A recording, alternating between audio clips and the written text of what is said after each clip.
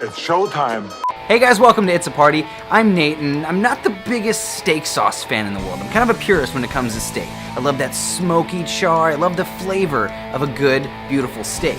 However, if you want to try a fun condiment for your steak, try smoked roasted garlic. It's insanely flavorful and delicious. It spreads like butter right over your steak. It is unbelievable and super easy to do. Check it out.